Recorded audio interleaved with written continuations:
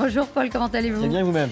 Vous nous racontez ce matin l'histoire de centaines de gilets pare-balles français qui partent vers l'Ukraine. Comment ça? Si ce n'était pas des gilets pare-balles pour se protéger d'une guerre, on serait clairement dans une belle histoire de Noël, une grande vague de solidarité venue de toute la France, exprimée notamment par une policière de Saint-Denis qui se fait appeler Lalou Croft sur Instagram. Salut à tous, c'est Lalou Croft en direct de stand du tir.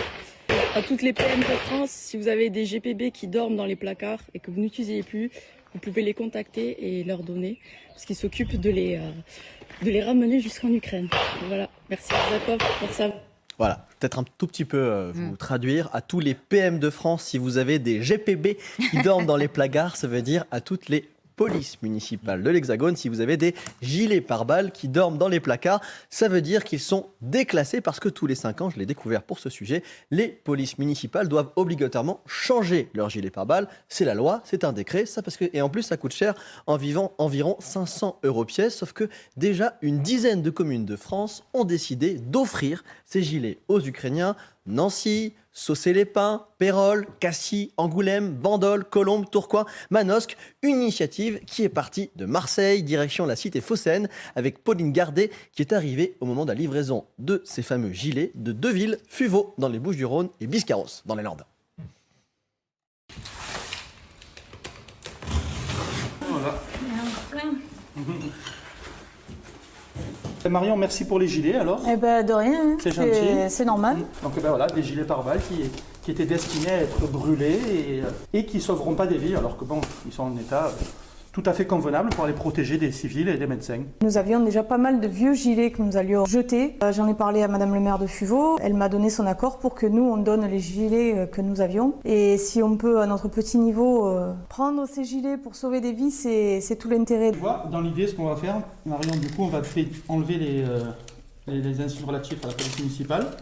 Donc au moins, l'insigne principal, on a un gros point à l'arrière. On fait ça à temps perdu, devant les feux de l'amour. Il faut être certain que quand ça part en Ukraine, il n'y ait au moins plus les mentions police municipale vues de l'extérieur, parce que c'est pas la finalité. C'est ce qui va à l'intérieur du gilet pare-balles. Et là, du coup, je l'ai ouverte, donc c'est des gilets pare-balles de classe 3. Et c'est pour montrer ce qu'il y a à l'intérieur. Certains vendeurs de gilets pare-balles estiment qu'après 5 ans, ces plaques-là, elles sont obsolètes et qu'elles sont bonnes à être changées. Nous, il faut savoir qu'on a récupéré avec Gilets Ukraine, ça fait 1 million € de matériel reconditionné. Et ce matériel-là ne se recyclant pas, ça fait aussi 1 tonne de ce produit qui aurait été brûlé et qui aurait pollué les airs. Donc nous on récupère tout ça parce que c'est une ineptie au niveau de la France et de l'Europe. Merci pour tout le monde. Et pour toi Nicolas, parce que je n'ai pas connu vous. Moi c'est grâce à eux, c'est eux qui donnent. Je viens de récupérer gilet pour l'Ukraine. Et c'est pas la première fois, c'est, je sais pas, 10 ou 15 fois. Ils partent quand ces gilets-là? Cet samedi, j'ai envoyé une à Rovno et l'autre à Tchernovtsi. Guerre comme la guerre.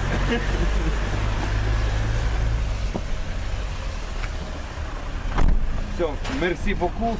Slava Ukraine. Героям слава et à prochaine. Voilà, donc là on est à Marseille avec Pauline Gardet.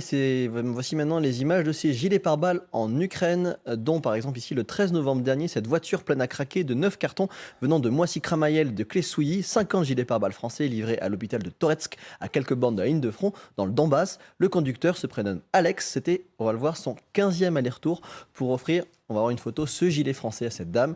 Et l'assaut Gilet Ukraine a également fait, fin juillet, un périple Marseille-Odessa, quand même 2700 bornes, en se filmant eux-mêmes pour offrir donc ces gilets aux agents municipaux des villes d'Ouman et Odessa. Oui, bonjour. Donc, on vient de passer la frontière polonaise, on vient de rentrer en Ukraine.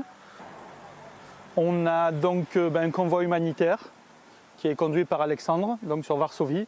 Et tous les gilets pare-balles, plus de 100 gilets pare-balles qu'on a ramenés de France pour les acheminer jusqu'à Odessa.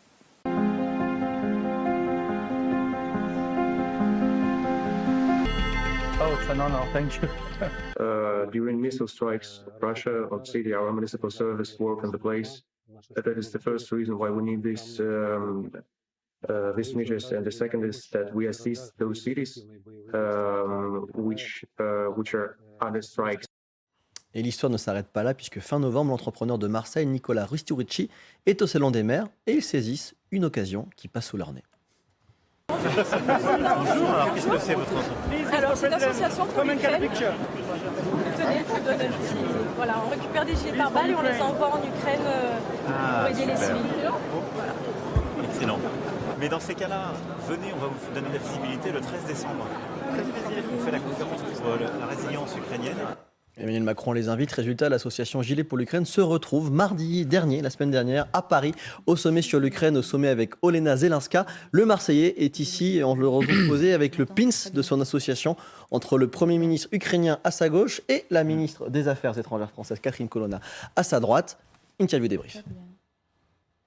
Il nous a fait rentrer à l'intérieur de la salle plénière. On a pu voir la première dame d'Ukraine. Contez-nous votre histoire. On a monté un réseau de police municipale qui récupère dans chaque département les gilets pare-balles. Et ensuite, soit on va les chercher là-bas directement, soit on se les fait livrer par transporteur partenaire directement chez nous. On les regroupe soit dans le sud, soit dans le nord, et on les met dans des camions qui les rentrent en masse jusqu'à Varsovie. Taille de Varsovie, on va à Kiev, à Odessa, on a fait Mykolaïev, Ouman. Et là, récemment, il est rentré jusqu'à Torres. Torres, c'est à 2 km du front. Vous avez combien pour l'instant? Là, on vient de passer la barre des 2500 à titre de prototype. L'idée, c'est que si on en a fait 2500 avec la police municipale, nos projections les plus prudentes, c'est d'en faire 10 000 sur les forces de l'ordre global, police nationale, douane, gendarmerie, militaire, et 100 000 au niveau de l'Europe. Objectif 100 000? Alors, multiplié par 10 l'année prochaine en France, là, je fais appel à M. Darmanin.